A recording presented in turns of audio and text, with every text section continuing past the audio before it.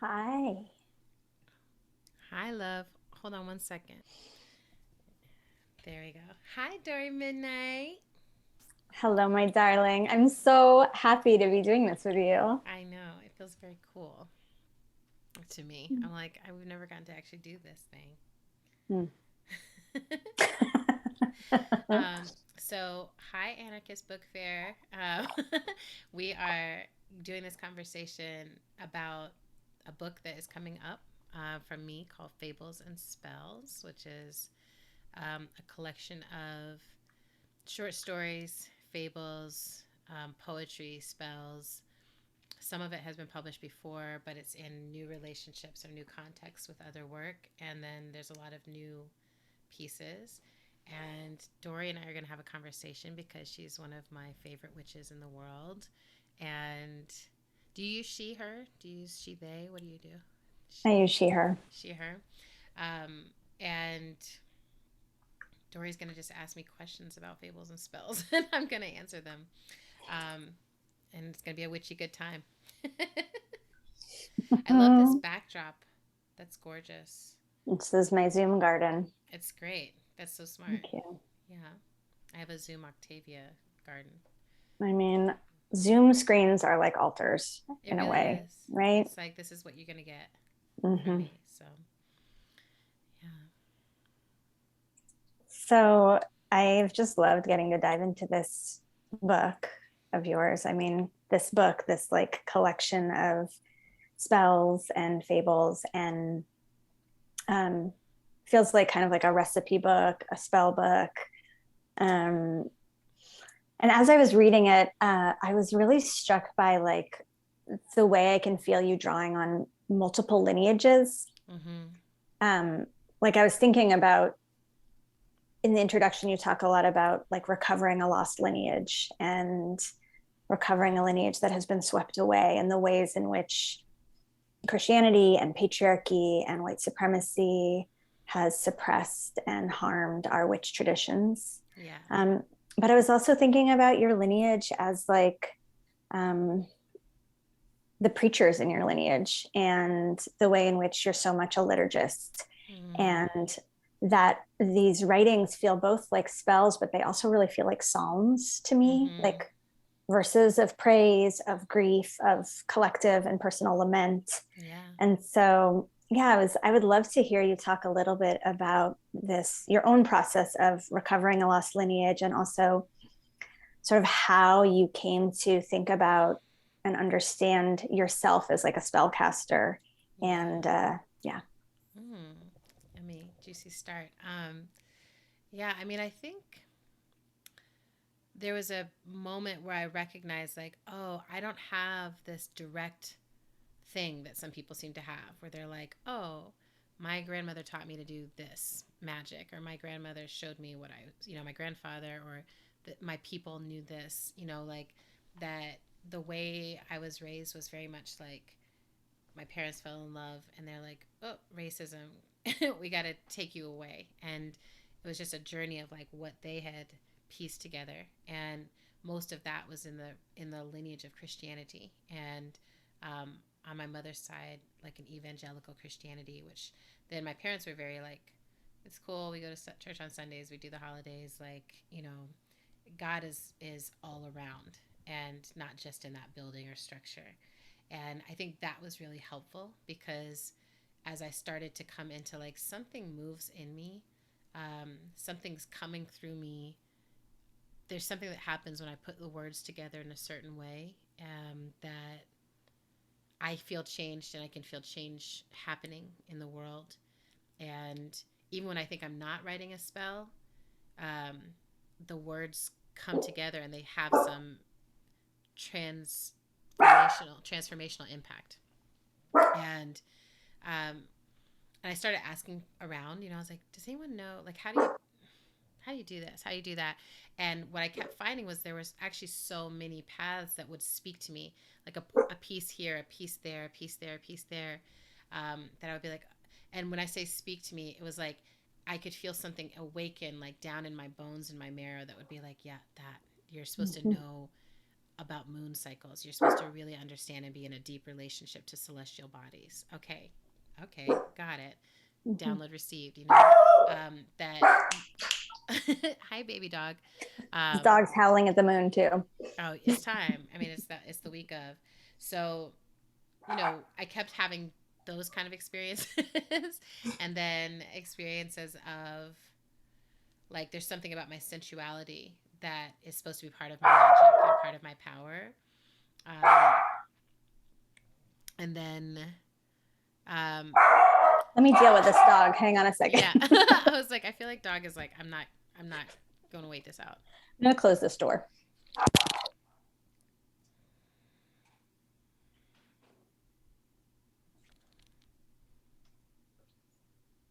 Yes. Yeah. So I feel like, and then I would hear about stuff that other people were engaged in, like other deep practices. And I was like, I can feel that I'm supposed to understand that, but I can tell that my way of moving with it is not to necessarily become a direct disciple, right? But to understand and weave it together. Like whatever it is that my magic is, it's like it works at the intersections and the in between spaces of all these different lineages. And many of them use words, like use spells, cast spells. That's one of the ways they both call in and release, and call in and release feels like what this book is up to. So the way it's structured is kind of like these different segments of the book where we're kind of calling in and releasing around different aspects of the human experience, you know, grief, love, being in relationship to what is celestial, etc. Um, and giving myself permission, you know, to be like, okay, like, what if I stop trying to name myself in a lineage? And what if I just be myself Mm-hmm. in all these lineages? And I think that I'm uniquely suited to do that also because I come from an interracial and intercultural family. So most of growing up was that experience of like, what are you? There's not a clear word for you. Like some people say you're just this, and then that, you know, as soon as I would have a definition, I was like, oh, I'm this. Then people would be like, no, you're not. So I just kept being like, okay, I'm something, you know, Prince gave me. He was like, I'm something you've never seen, right? I'm like, that's all I know, right? and um, and you know, I think the last thing I'll add into it is there's a universality to the way I do my work. So I really believe that anyone can do it. Like I think I'm like, oh, I know how to do this. I'm really called into it, and it has, when I speak it out loud, it has touches of the evangelical. When I whisper it to myself, it has touches of the shamanistic. It has all these different pieces of it. And I think that everyone has that combination that they could unlock within themselves of how to move their own magic and move their own words through. And so, like, I love when people are like, oh, I cast that spell. You know, you wrote it and I cast it, or you wrote it and I riffed off of it and ended up somewhere else.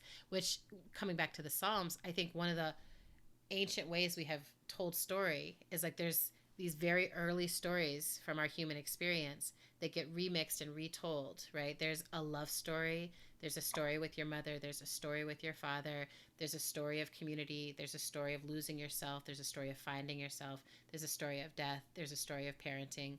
Like there's these core stories, there's betrayal. It's like we just have these core stories and we tell them in every biblical text. We tell them in every classical literature text. We tell them over and over. And instead of being like, there's a new story, it's more like, how are we telling the story for our time? How are we casting the spells for our time that help us deal with these Mm-hmm. kind of necessary human experiences, Mm-hmm. right? So that we can make a future in which we get to still have human experiences. That's one thing I'm really interested in. Mm-hmm. Yes. Yeah, I'm thinking about, you know, the phrase abracadabra, you know, the sort of like magical incantation, which is like, you know, become pretty silly, but it's actually, you know, the root of the word is Hebrew and Aramaic, and it means I create as I speak. Yes. And I'm just thinking about like that, you know, the magic of the word, the magic of letters, and how you're talking about like pulling letters and words together to create something, and how that has this impact that creates our future. Yeah. And I'm curious about, I think, as both, I also am a person who like doesn't label myself, but often gets labeled. Yeah. And I don't mind people calling me a witch. It's just like, Mm-hmm. um, but I'm also, I went to seminary. I'm Yeah. like a theologian, and I draw on my own ancestral traditions of Judaism. And I'm like, I was struck as I was reading about like, and this is something I think about a lot, like the difference between a spell and a prayer. Yes. And as I was reading your book, I was thinking about, um, I was doing some other reading about like, well, what do other people think of spells? And I found this like Christian online who was like, spells are degenerated prayers. Which I was like, I thank you. I will take that. But I was thinking And about how naughty prayers, naughty naughty prayers, prayers, naughty dirty prayers. prayers. But I was also thinking about how spells are kind of like undomesticated prayers, Yeah, actually, right? They're wild and exactly. they're spontaneous, and they have to do with bending will and bending time and Yeah, being like in collaboration with everything. But then I really can feel the intersection for you of also like drawing on something, um, like collaborating with source, collaborating with all the elements, collaborating with the yeah, unseen yeah. for change, Yes. right? Like there's directive in it. Um, Yeah, and I think that's true too about the fables that you're telling, right? Like the idea that they're not just short stories, but they're fables. They have directive, they have instruction, yeah. they have guidance. Mm-hmm. So they have this like kind of medicine quality to it. So, and then I was just thinking about how like person who writes fables is called a fabulist, which is Yes. like the I best was name. like, I hope someone realizes that. Oh yeah. Oh no, we are now adding that to your many I'm titles. putting it into my bio. Yeah, Yes. fabulist, Adrienne Maree Brown.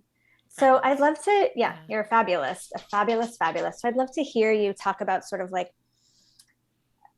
some of the ways in which you see like the instruction, the guidance that's Yeah. contained in these fables. And before you start, I'm just going to deal with this dog and then we're in. This is collaboration with I all was the like, who is this species. little dog? Yeah, They're exactly. like, I want to be known. I'm a part of This this. dog wants to be part of this Okay. conversation.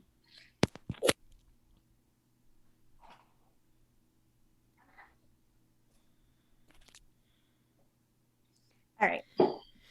Yeah, I love this question. Um,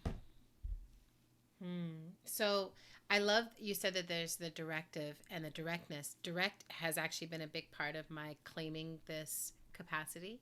So that I was raised in a Christian, non-denominational kind of Christian pathway, and so it was normalized to me that there's always someone between you and God, right? Like that there's someone else who understands God and is telling you what God wants you to know, and then that you are talking to when you're like, I don't understand.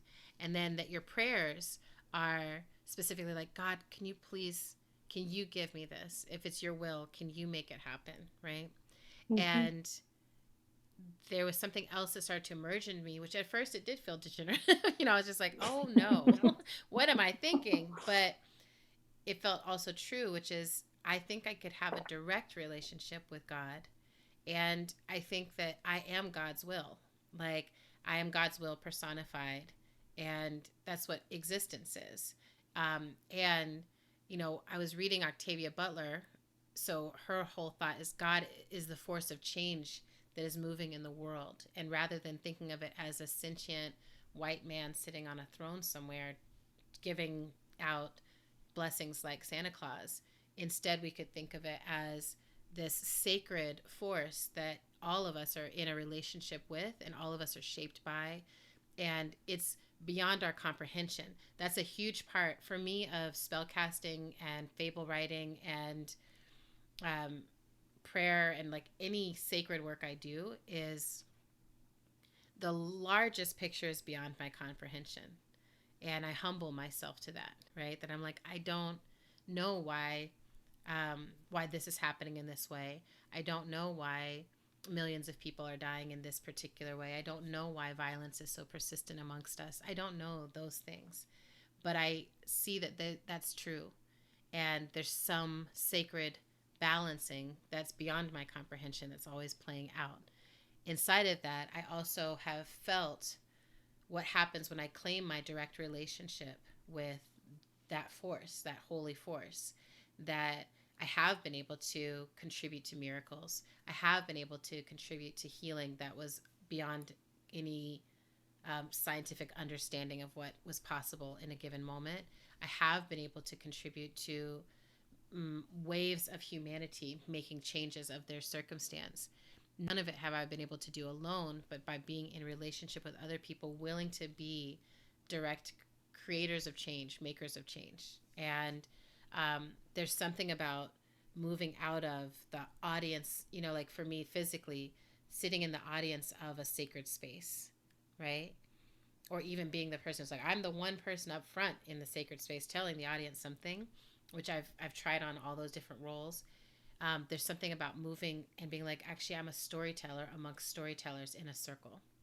And we're all telling the story of the future in our different ways. So you tell it, you put your spells into these little bottles, which are always near me, right? And so like right now, I'm like, I want to cast a spell to increase the pleasure of this moment. And then that spell is cast. You cast it a long time ago. I receive it. It's delicious and it works. And I'm in relationship with all these other people who cast spells in different ways. And the directness, I also feel like when I talk to other poets or other songwriters or other people who work the way I do, something is being given to you, and your sacred work is also to receive it, right? So that there's a directness of reception that feels like it's taken me a long time to understand, like, that's my most holy work. Like, I very rarely set out and be like, I'm going to write this. And every time I try to do that, like when I make a commitment, like I'm going to do a weekly column or something, I'm like, oh no, like I'm trying to push the Ouija board, I'm trying to push something into existence that's not ready, I'm like trying to be Pitocin to my own labor process or whatever, right? Mm-hmm. And instead it's like, I actually work best when I just make tons of space and room to receive. And then what comes is better than anything I could have thought of or constructed, like if I was trying to build it or make it. Mm-hmm. Mm-hmm. And being a good receiver also means like, oh, some raw materials coming. How do I make it as beautiful, as delicious, as accessible, as receivable? Like how do I be a good channel of it coming through? Mm-hmm. And I think that's my maybe my primary magic actually, is that I'm like, oh, I can hear something that's happening in the world in a given moment, and I can like move it through my body in such a way that it comes out as like, oh, there's something to sing right now. And it's like, oh, that's a pretty way that you're singing about grief, right? And I'm like, but we're all feeling the grief, and actually it's beautiful to feel grief because it means we love something. I can make that clear, something like that. But the directness feels like the important piece that, and I hope that that's one of the things that people take away from this collection, is an invitation into their own direct relationship with that larger source beyond comprehension, and that it can show up in a lot of different ways. Like I'm constantly astounded. I also am astounded by the ways that it doesn't work for me, or like the ways that it doesn't work for other people. Like my sister, I think we've talked about this on our podcast, where she's like, I am not a witch, because when I try to cast spells, it always backfires and everything is worse, right? So she's like, I do have other magics, and I'm really good at other manifestations, but that's not the one for me. And I'm like, oh, that's helpful. Let me stop being like, girl, just cast a spell. Because I'm like, no, don't cast a spell. Don't do it. Right. So it's also figuring out like, or don't cast a spell in this particular way. Right. Yeah. And I feel like that's also important to be like, I think everyone has some juice, but it's figuring out like, are you pineapple, you orange, you something else? I'm a cocktail. Not everyone's a cocktail, but what is yours? Mm-hmm. Yeah.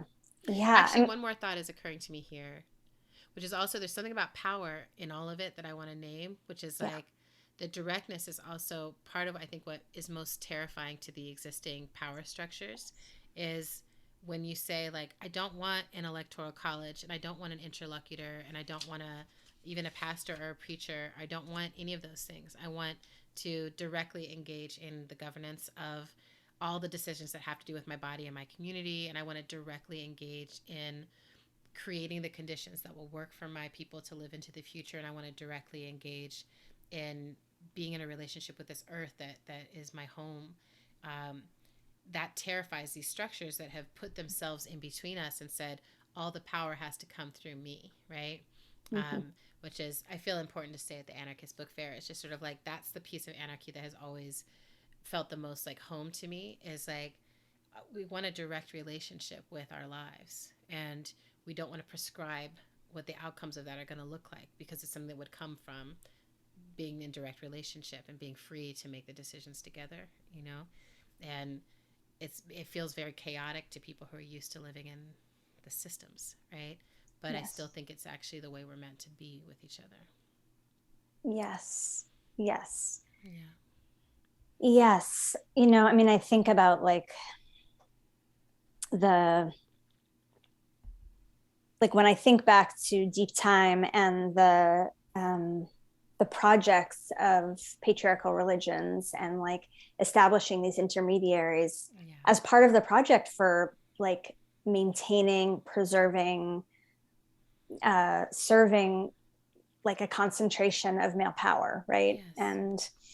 And how that creates this investment in people not having a direct relationship with mystery, right? Yes. And also not only not having a direct relationship with mystery, but being like, let us define mystery. Let us try to contain mystery. Yes. Let us create images of mystery that will serve this project of patriarchy, of power over, of, you know, and then of course that like rolls into capitalism and racism and, you know, the ways in which these institutions, these structures weave together and support each other, you know. And so that the magic of breaking through those, like what's trying to be an intermediary between us and mystery, and also being like, not only do we not want you to petition for us or define it, we also don't want mystery contained. We don't want mystery defined, you know, and like to live in the chaos. And I love in this book, like you are not just in direct conversation with divinity, with God, but like with celestial bodies. You directly address the moon multiple times. You talk to Earth. You know, it feels like your, like the dimensionality of your net, of the web that you like are transmitting through is like mycelial, celestial, ancestral. It like is through all the dimensions, and then it comes through you and all the practices that you do to keep yourself in clear receptivity, you know. And another word for that, like to borrow from these traditions that I'm in relationship with, you know, I like is prophet, you know, which is, and I'm really like, I teach a lot about the prophet Miriam, you know, who was Moses's sister, who was wild. She was like in direct relationship with God. She was in direct relationship with water. You know, I thought about Miriam a lot in reading your book because of how present water is. Yes. And I've been reading these Black liberation theologians who actually talk about like what would Judaism and Christianity and Black liberation theology look like if we drew from Miriam's tradition rather than Moses's tradition? Because you know, Moses left Egypt and then emulated hierarchy. He was like, let's just set up another thing where I'm in charge. Totally. Right.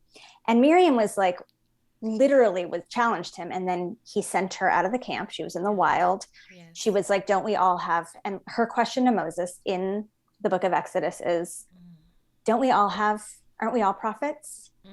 Aren't we all prophets? Exactly. And so I'm really into this reclamation of the word prophet, of being like, as someone, as you were saying, who like receives and then transmits and is receiving collective need, collective prayer, experiencing the collective grief, and then offering up remedy, offering guidance, offering vision, offering like doing otherwise, right?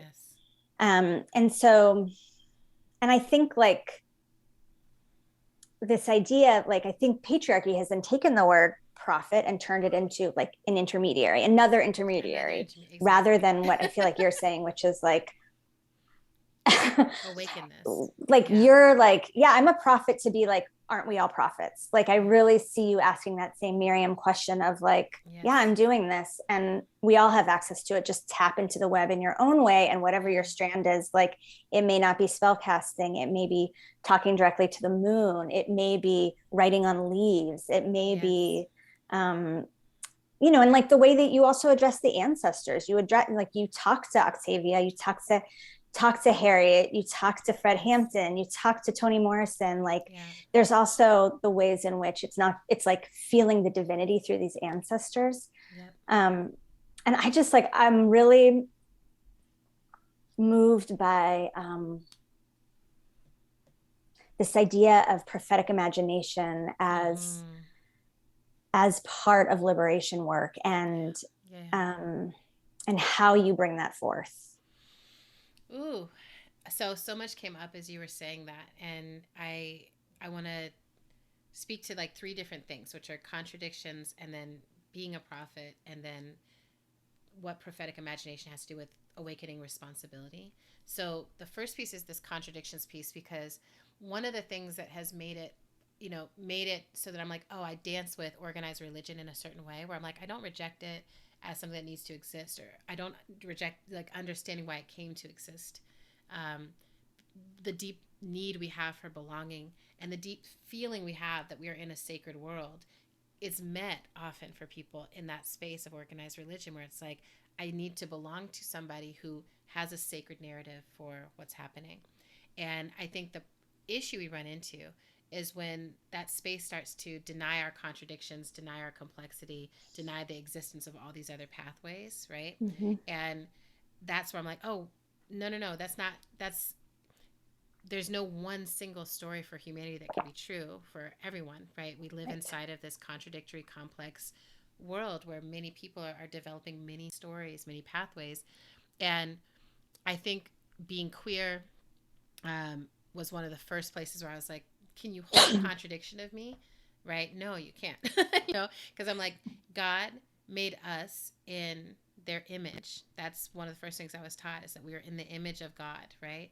And the idea then that any human or any creature is not in that image, that means that we have a God that can be all these images. That's actually the abundance of God, is that God is all of these things. And the first contradiction is when people are like, God made me in his image, but not you, woman, not you, black person, not you, queer person, not you, whatever else, right? I'm like, the thing you have to do in your mind in order to believe that is, I think it's literally damaging to the relationship that we have to the sacred. I think it damages it. And so right now, I think we're living inside of centuries of that damage, being able to root and rend and harm, so that we have these folks who are so disconnected from the sacred, and so sure that their way is the only way, that they're killing everyone. And it's happening at many levels, right? The individual active shooter level, the nation state that is constantly at war, the forces of discipline and power of policing that are keeping people safe. So when we talk about like even abolition, it's like what we need to abolish is that very misunderstanding of what our sacred bodies are, what the sacred is, that is actually in all of us. So you don't have to, there's no dominance to it, right? Mm-hmm. Um, Mm-hmm.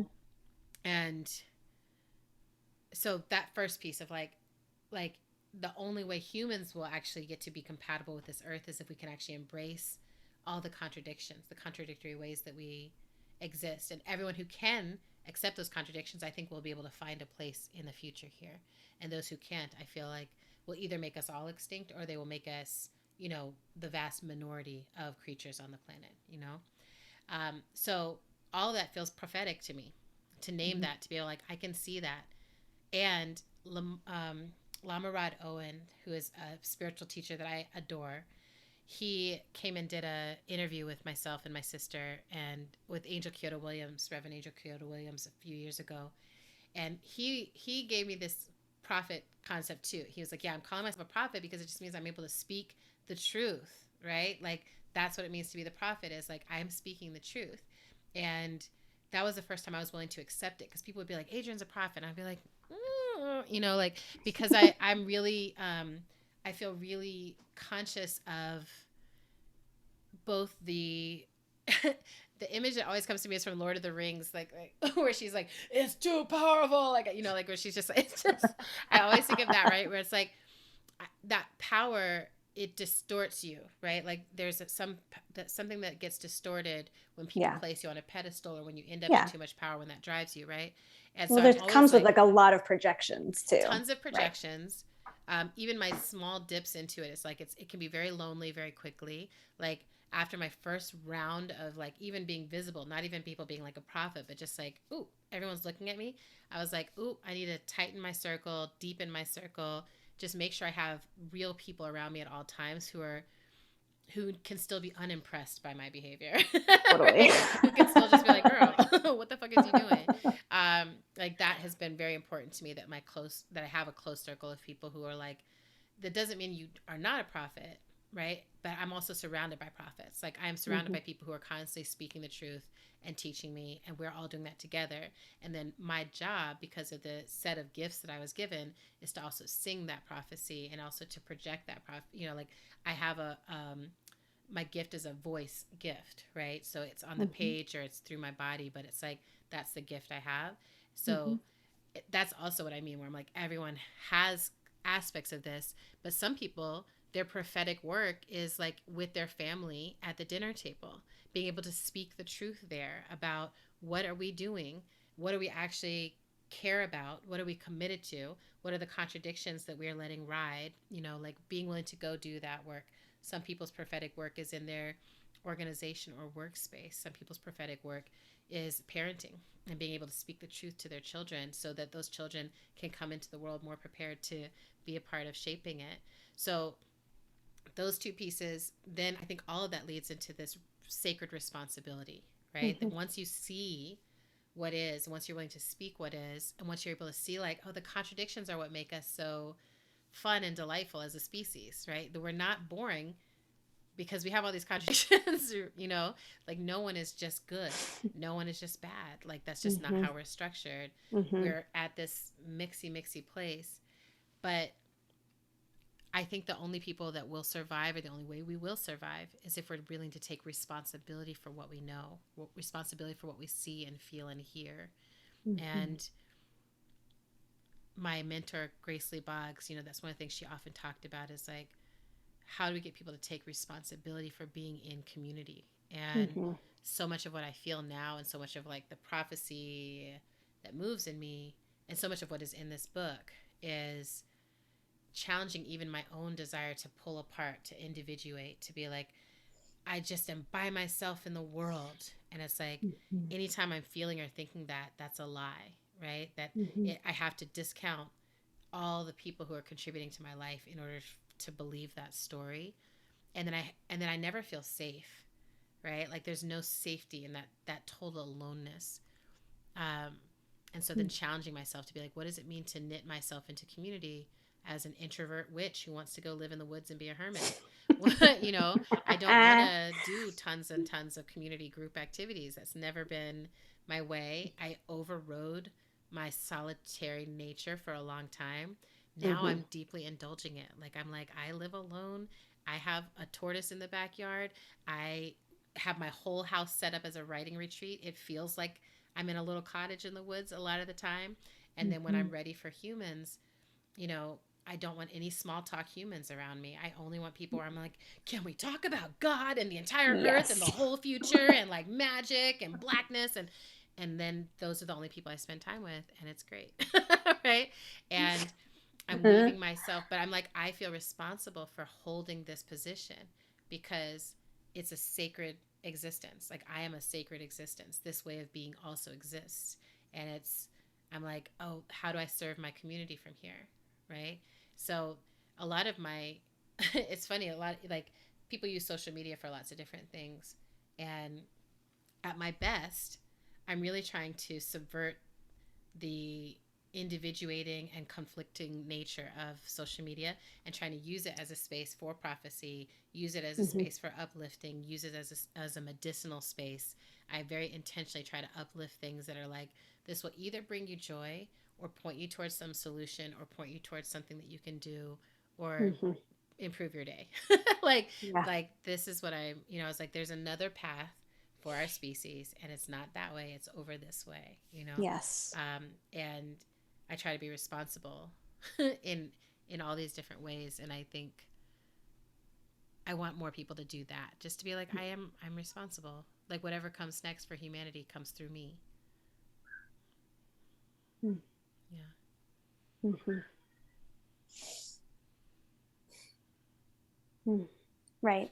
Like I mean, that's how I relate to social media too, is like Yeah. this space, this is an altar, these Yes. are spells. Yes. And um, don't fuck it up. Don't waste it. Don't throw it around. Yeah. Don't, and I can feel that. I mean, both in like, and what I hear you saying is like, it's like in everything that you do, and everything Yeah. that you do is also like taking care of the channel that you are, is Yeah, it's like it's a tending to. totality, right? Yeah. Like there's I keep thinking of that as like, for me, I think of the word integrity. Mm-hmm. That, you know, I did somatics, somatics for 10 years. I was like in deep training around somatics.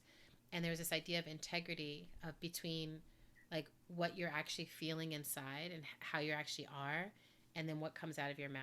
And that people Mm-hmm. can really feel when there's a vast difference between like how you're feeling inside and what comes out of your mouth, right? Which Mm-hmm. I feel on the internet constantly. You know, Mm-hmm. people coming on and being like, I feel great, and you can feel that they don't feel great, or I'm furious about this. And I'm like, you don't really care. Like, you're posting about this, saying that you're furious, and then 2 minutes later, your attention is going to be 100% somewhere else. And Right. like, if you were furious, you would do something about this thing. And because so many of us articulate fury that we don't act on, we end up in this condition where we're like, why is nothing changing? It's like, because we're not taking it to the streets. We're not, if we were furious, we would disrupt business as usual. Furious people, people with rage, actually Mm-hmm. stop systems of harm from harming. But we're not furious. We're overwhelmed. We are maybe feeling powerless. We may be feeling a lot of grief. We're being disconnected from each other. We're being pit against each other. We're feeling isolated. We're feeling hopeless. And so part of my work is to be like, can we be honest? Mm-hmm. Can we have integrity about what we're actually feeling? Which is like, shit is not working. You know, the things that we have been trying are not working. And then I try to insert into that. That doesn't mean nothing is working. Here are some things that are working. They're much smaller scale. They're much more Mm-hmm. intimate. They take consistent daily practice of work, you know, and they're amazing, you know. Mm-hmm. So I only uplift projects that I'm like, I can vouch for this shit. I really Yeah. can vouch for it, that like these small experiments are actually working, and then I feel like I have integrity. I'm not just being like, you know, fuck it up. You know, I'm like, here's specifically how people are doing the most strategic fuck ups, you know, like whatever it might be, right? Yeah. And I also think that we're in a time of humility, and having integrity about humility is really hard, right? Because there's the performance of being humble, um, and then there's the actual experience of like, I don't know what to do. I don't know what we need to do. I don't Mm-hmm. know. And I feel Mm-hmm. like I'm looking around at a lot of other leaders right now who I trust, and that we're all looking at each other like, so far it seems that mostly we have to feel this and then Mm-hmm. act from what we're feeling. Right. And that's a lot less clear than like a overarching strategy. Right.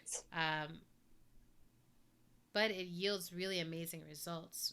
Like sitting with people and being like, I'm terrified Mm-hmm. of what's happening right now, and I hope we make it. I hope we want to make it through this. Yeah. Um, there's something so much more comforting to me to be like, to say, I don't know, we don't know, Yes. and Yeah. then the mycelial answers, right? For me, what happens is then something small and connective is Mm-hmm. always up there under it all. Like, Mm-hmm. I read this poem. Let me see if I can find it. Yesterday, well, someone read this poem to me, I think it's just right for this because it's called the witch grass. Do you know this? Mm-mm. Louise Gluck. Okay. I'm going to read this to you because it was like so banging. It was read during Pandemic Joy yesterday. Okay, it's called Witchgrass. Something comes into the world unwelcome, calling disorder, disorder. If you hate me so much, don't bother to give me a name. Do you need one more slur in your language, another way to blame one tribe for everything? As we both know, if you worship one God, you only need one enemy. I'm not the enemy, only a ruse to ignore what you see happening right here, in this bed, a little paradigm of failure. One of your precious flowers dies here almost every day, and you can't rest until you attack the cause, meaning whatever is left, whatever happens to be sturdier than your personal passion. It was not meant to last forever in the real world, but why admit that when you can go on doing what you always do, mourning and laying blame, always the two together? I don't need your praise to survive. I was here first, before you were here, before you ever planted a garden. And I'll be here when only the sun and moon are left and the sea and the wild field.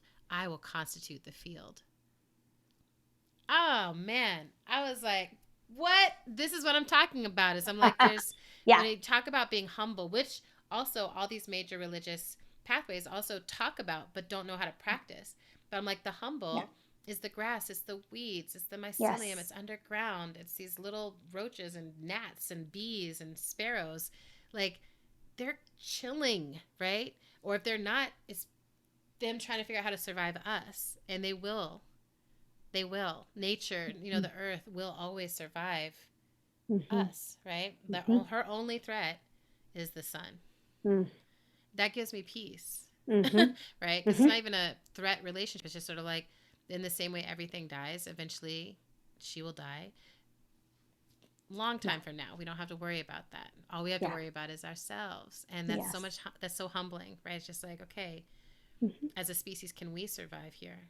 Can we Yeah. survive the things we're changing in terms of her nature? Mm. And I love that. I love that reframe of a question because I'm like, okay, what do I know about surviving and changing conditions on this earth? Mm-hmm. And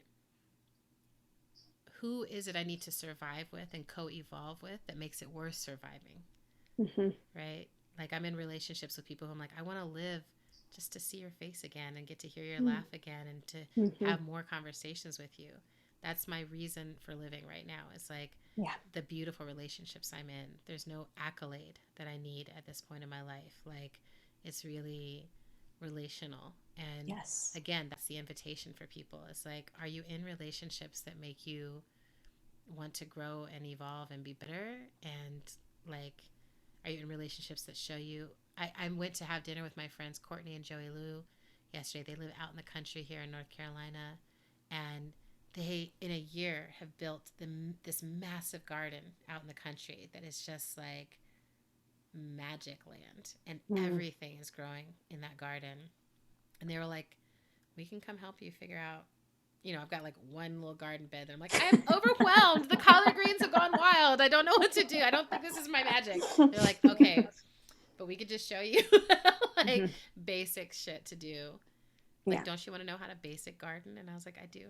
I want to know how to basic garden. You got like this. I can basically keep plants alive now. That was a huge, huge threshold to cross for me.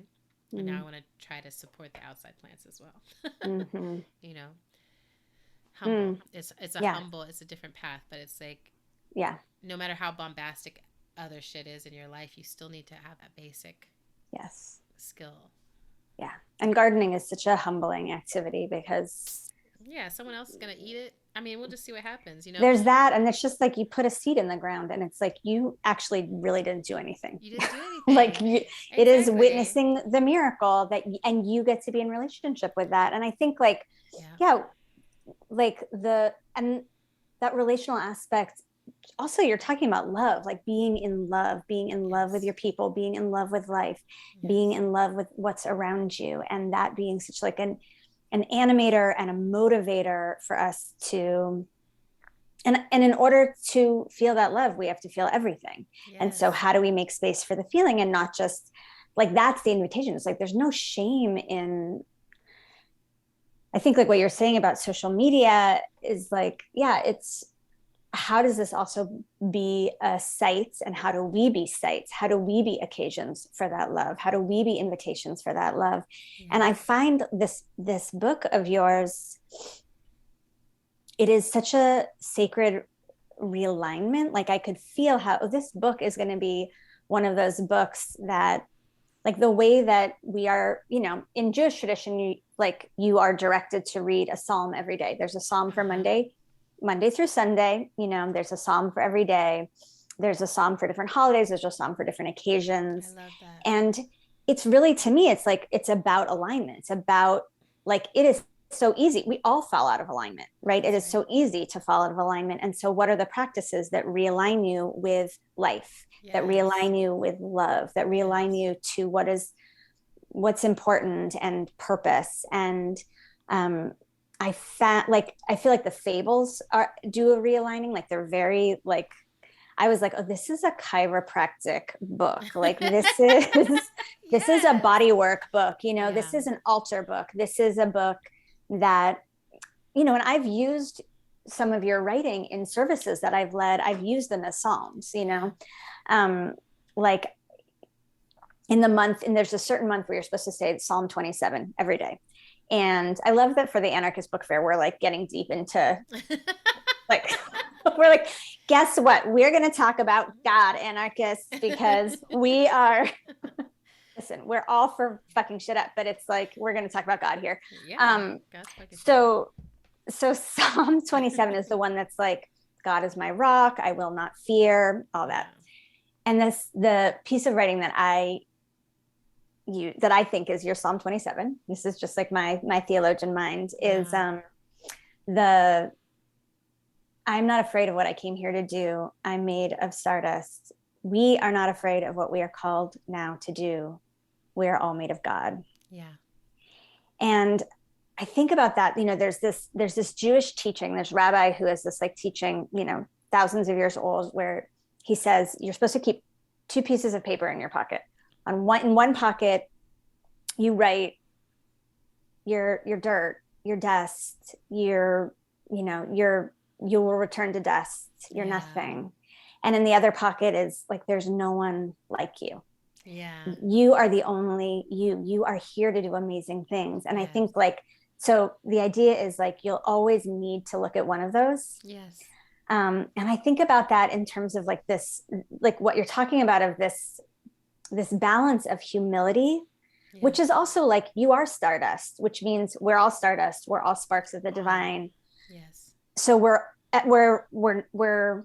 all nothing, we're all sparks, Yes. and so like, the times when we need to pull something out and be like, we're all prophets, what are you here to do, what's your prophetic work? Yes. And the time when it's actually really when it's comforting to be humbled, like, Yes. you just can be earth, you can watch flowers and plants grow, like other Yes. people, you can look to other people and pull this book off the shelf to be like, I'm going to read this part that says like, I'm going to read this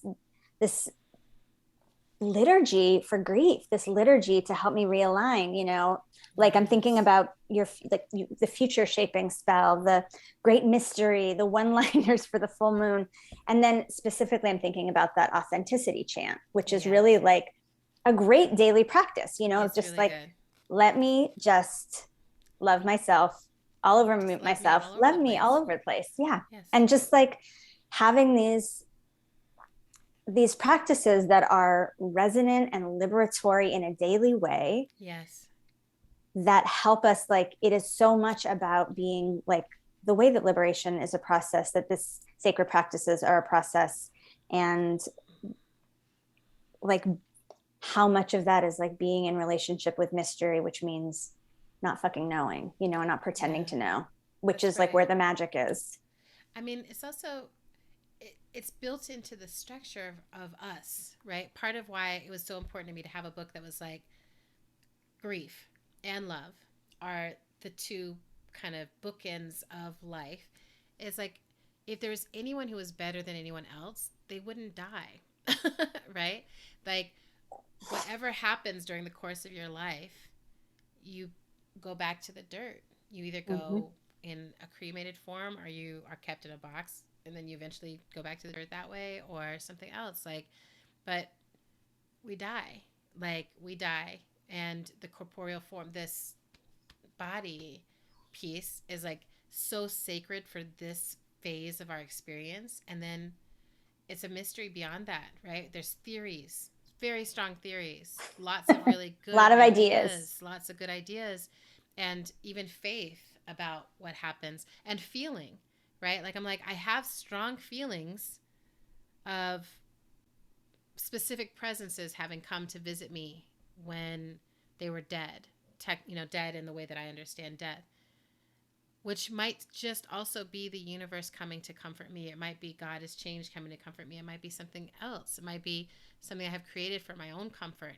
We don't know, right? I love the idea that it's actually my grandmother, um, but that might be produced by my need for my grandmother, shaping the very energy around me into something that feels like her comfort. Like, I love all the possibilities of that, because all of it means that love is that powerful, Mhm. that we want to connect. We want to connect with what's living and what's dead. I love that.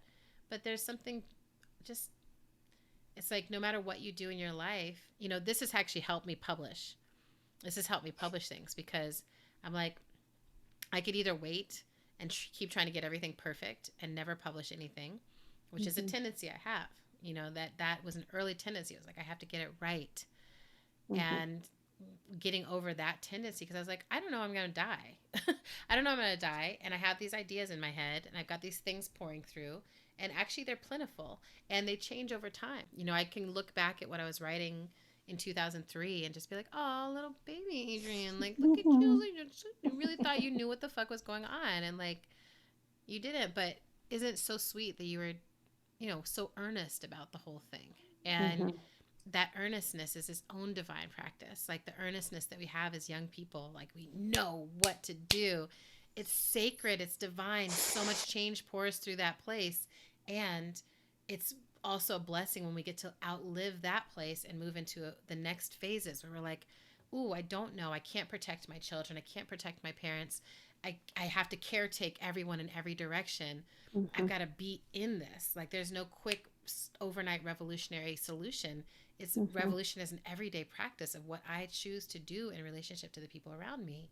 Mhm. Oh, that's also a great phase. And then I also am grateful I've gotten to see, like, elders in my life who are just sort of Mhm. like, yeah, I truly don't know anything. Mhm. And what I do know is I'm really happy you're sitting right here with me right now Mhm. in my presence. Every elder, every grandparent, everyone that I've gotten to witness truly reach old age. It's just like, I know the contentment of the present moment. And wow, I want to make sure to tell you about that. I'm like, great. So we see this arc play out over and Mhm. over again. And as a species, I think we're in the young place, Mhm. right? Like, Mhm. even though everyone, lots of people have gotten old, but I'm like, I'm so hopeful that as a species, the next phase we enter into is like, okay, we don't know. We have to focus on taking care. And then we can move through Mhm. that into like, oh, the whole thing is about being content with this miraculous experience while we're in it. That would be Mhm. bomb, right? Because then Mhm. we're in the cycle. We have accepted the cycle of humanity, you know? Mhm. And ours is a unique cycle, like other things live and die, but they don't seem to have such angst and, phases to it, right? They're just like caretaking mostly. So maybe all the other species are just way ahead of us too, you know? Yeah. I love that idea. But Yeah. yeah, I'm feeling like in my own life, 43 years has gotten me to this place where I'm like, I want to focus on the contentment and Mhm. caretaking Mhm. most of all as revolutionary activities, Mhm. you know, and I'm interested in what the Anarchist Bookfair feels about that and thinks about that, because I do see that also in my anarchist communities, is that I'm like, Mhm. a lot of the mutual aid and a lot of the other pieces are emerging in those spaces. Right. I think that sense of like, actually we are responsible for each other. That's part of what flows amongst us, and it's good news. That's good. I think Yeah. that's for the best of us. Yeah. And it's like life serving life, Yes. like I think it's like these acts of love and feel like once we feel into the connection and feel that care isn't what comes next, Yes. like Yeah. actually tending to each other, feeding each other, Yeah. you know, holding each other's babies, holding each other's hands through death, Yeah. that would just naturally arise out of us, and that Yeah. it's that's built into us too. Exactly. Yeah. And in a given day, I think about that. In a given day, I want to live the full range from deep meditation to deep action. You know, in each day, I'm trying to figure out like how to live that cycle within my own Mm-hmm. um, day. So I'm pushing myself to be in more relationship, you know, and I'm pushing myself to not forget my meditation. Mm-hmm. Because I'm like, oh, and then I sit down and I do it, and it's like, oh, that that was better. Everything's better now. Like it's it's I just mean, it's better so hard to now. do. Yeah, It yeah, I is, but mean, I also have stopped trying to act like I'm one of these people who's going to sit for hours and hours and hours. Like I'm an Aries rising. It's just not happening for me. So, but what happens is like if I give myself a really solid 10 minutes, 20 minutes yeah. at a time, and some days I'll do these retreats. I just kind of create a retreat for myself where I do 30-minute sits, Mm, back, kind of like take a break, walk, do another one, take a break, and do some mm, yoga, do it. mm, And I'm like, this is very satisfying for me. yeah. So even that small is all there. It's like if I just if I Mm, build more time in for the shorter experiences of this, I actually end up having very meaningful um, and grounded invitations to be in the present moment each day. yeah. Yeah. Yeah. It sounds like for you, it really widens your capacity for action and for relationship with humans. And Yes. Yeah, like it's almost like that, I feel like when people say, like, put your oxygen mask on first, like, we need to be a lot more precise about what that actually means, like, what it feels mhm, like. Like, when you actually get a deep breath, when you're like, I was scared that I wasn't going to have one. And mhm, I was, coming from scarcity, and like my whole day was rooted in scarcity, and there was just no mhm, time and no effort and no breath. And then mm, you actually get a full dose of freaking oxygen. It's just like mhm. this shit's just available all the time. Like serotonin, the moon, the sun, and oxygen are all just there. Yeah. Okay, okay. So why am I tripping? And then from that place, then I'm like, oh, from a Mm, place of deep breath, so much more is available to me. I can notice more about my environment. yeah. Yeah. I can see who actually needs my support. Yeah. um, Yeah.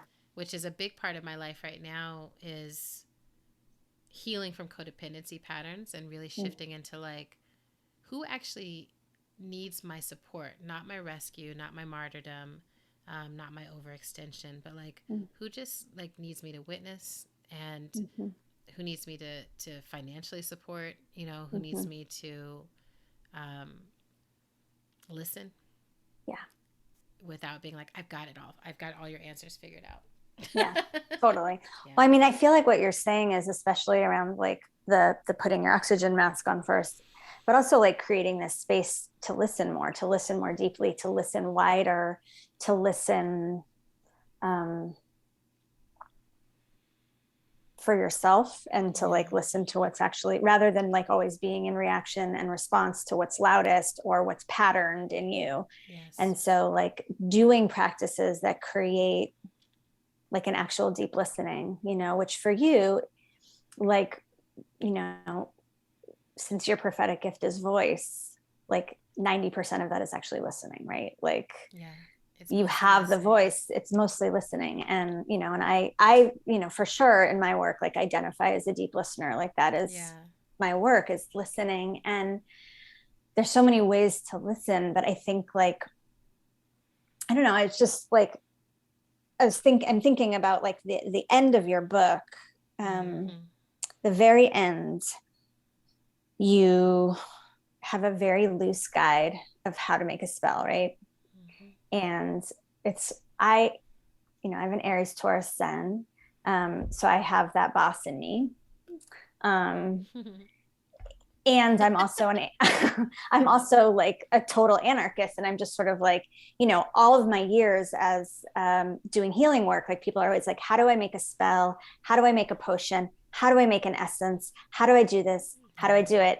And I really just like, I loved your direction, because Yes. I feel like my answer for that often is like, I love not having answers. I love, like, I was also raised, I went to Hebrew school 3 days a week, and we are a people who like love a question. Question begets question. There's no Yes. answers. It's one of the things I love about Judaism is like, it's actually not about answering anything. Yeah. So I'm into questions, and questions as like sacred practice, and questions as sacred offering. Yeah.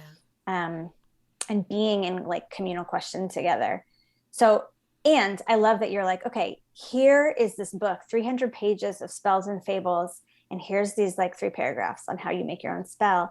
And what you begin with is, at least the way I read it, was like, you begin with desire, right? Oh You yeah. begin with desire. You Feel the begin, longing in you. feel the longing. And that is also how I work, where it's like, actually, I'm thinking about that with like a meditation practice. Like, how do we really also make space and listen for our longing, and not rush the longing, like not rush through that longing to be like, I'm going to answer it, or I'm going to give myself that, or I'm going to indulge it, or I'm going to shut it down and foreclose upon it because I know I'm going to not get what I want, or I'm going to immediately feel the grief that like I have, and the scarcity that comes with my longing.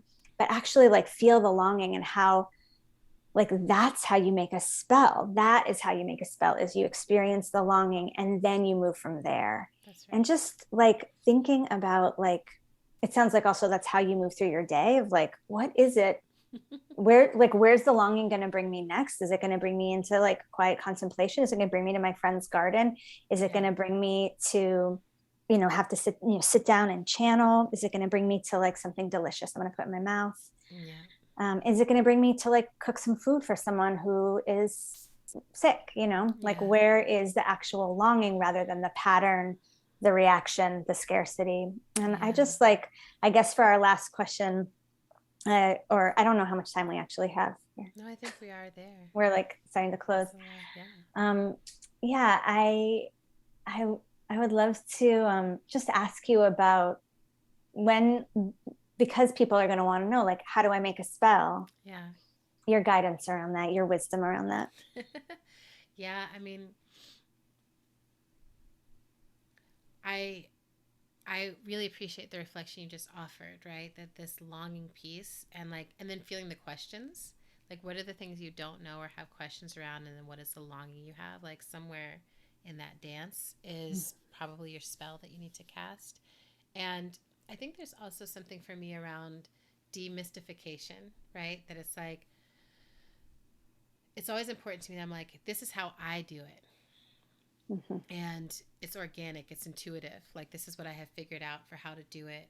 Having been cut off, again, like having the lineages that might have told me a way to do this cut off, and still having the power in my hands. Like, I can still feel it flowing through me. So here's what I've come up with so far as a way to do it. And, um, and for me, that demystification of like, well, I'll just tell a story. I had someone recently who I was having conflict with. I didn't really know this person, but we're in proximity to each other in this neighborhood, and we were having conflict. And we moved through that conflict, not in the way I wanted us to. Like, I was like, let's process, and they were just like, no, it's done, right? And so a while later, and like just a few weeks ago, they came by to help me out with something in the house. And they were like, by the way, I'm spiritual. You didn't know that about me, because we were like in conflict so quickly, but I'm actually quite spiritual. And it was such a wonderful reveal moment, because it's someone who I would not necessarily have read that way, especially not with the way things went between us. But it was also kind of awesome to be like, you're right. I totally did not see that in you, but that doesn't mean it's not true. And I think that often, like, especially in these past few weeks as I've been moving through the world, and I'm like, you know, this person is wearing a t-shirt that seems to express the exact opposite political beliefs from me, right? Mm-hmm. But that person's casting a spell, Mm-hmm. right? That person Mm-hmm. is producing an energy. They're putting words and intention behind it. Mm-hmm. Um, we're currently living definitely inside several massive systemic spells that Mm-hmm. even as we awaken and we're like, hey, that's not true. Whiteness is not superior. Hey, that's not true. Men are not superior. The way they shouldn't be in charge of our body. It's like there's awakening happening. It's like in part we're awakening from what I think of as kind of malicious, not kind of like malicious spells, right? Spells, Yes. Yes. you know. And I will say this, like the way I have figured out and what I have kind of picked up on from those who have taught me is we don't cast spells to control other people, right? Yes. And we don't cast spells on behalf of other people's journeys. Like it's really important to me that's like you're casting the spell from your own longing and what you're willing to do and who you want to be, and in partnership with this large world, right? That you're like, I want to Mm-hmm. call this into being. But to me, that part of it always feels so important that I'm like, I'm not. Mm-hmm. And I can say it here that's like, there's a piece in here that I say, if anyone else is implicated in this spell, do you have their permission to cast it? Mm-hmm. And I think often about how the world would be so different if you had to have that permission of just like, oh, I want to cast a spell of, you know, for instance, this abortion fight. I want to cast a spell of no abortions. And it's like, okay, well, that can't happen in your body. That can happen in my body. And so I don't give you permission to cast that spell because Mm-hmm. since it can't happen in your body, you don't know all the things that I know about this. And so it wouldn't make sense for you to be in charge of it in the same way that I'm not going to cast a spell about anything that should happen with parts of the body that I don't have, right? Like, Mm-hmm. no. You know, could we all be safer if all testicles were removed? Maybe, but it's not up to me to cast that spell. And so I would never Mm-hmm. cast that spell, right? Because it would Mm-hmm. imply things beyond my comprehension. And I think in that way that I'm like, what do I know and what do I not know? What do Mm-hmm. I have permission to cast and what do I not? So this is why I'm like, I'm not going to give you love spell potions. I'm not going to Mm-mm. give you a spell to change or manipulate anything. No. That's No. never it. No. And I think as we come out of collective manipulations, Bless you. um, You sneeze on the truth, as my grandmother would say. exactly. I'm just like, I know this is true now. Yes. But as we come out of these malicious spells that have been cast and we start to be in integrity with casting our own spells, you know, Yes. this piece feels so important. It's like we have to really be able to listen to each other and listen for consent. And Mm-hmm. Mm-hmm. the earth actually tells us all the time whether she consents or doesn't consent to things we're doing. Mm-hmm. So that's one of the things I'm hopeful that a lot of us get obsessed with is like, what are the spells that put us in right relationship with this earth and that have her Mm-hmm. consent to cast them? Mm-hmm.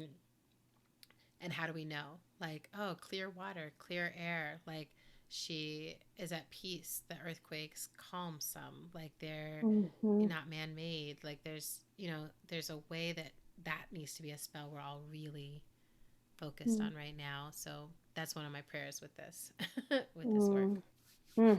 May it be so. May it be so. More consensual spells. Consensual spells only. Mm-hmm. Yeah. Mm-hmm. Thank you so much, Dori. Mm. This has been like a dream come true for me. I just think the world of you. And you're always in my mouth. I'm like literally always, like all day long, I'm going through my whole life, like Dori. You know, moving from one spell to another with you. So you're, Same. you know, all up in my work because of that. So I'm really grateful to get to do this with you. Thank you. It is such a blessing. I mean, that's part of my prophetic work is to, you know, make remedies that flow into the mouths of prophets and out into the world. So thank you for being a vessel for that and for inviting me into this sacred conversation. And, you know, your work is always in my heart and in my mouth. And I'm so grateful that to be alive at the same time as you and to Yeah, be same. both breaking spells and casting spells with you. So thank you for your life. And yes, I Yes. just love you and I love your life. And may you live to 120, as another Oh, thing my grandma would say. yes. I'm like, with good knees, Grandma, with good knees. Right? We are going to be on the dance floor. I tell you, I just was on a dance floor in a chair. They put a chair right in front of the DJ booth for me, and I just had the best dancing time of my life. Yes, may it be so. I love you. I'm so I grateful to love you. you. Mwah. Mwah. Bye. Bye.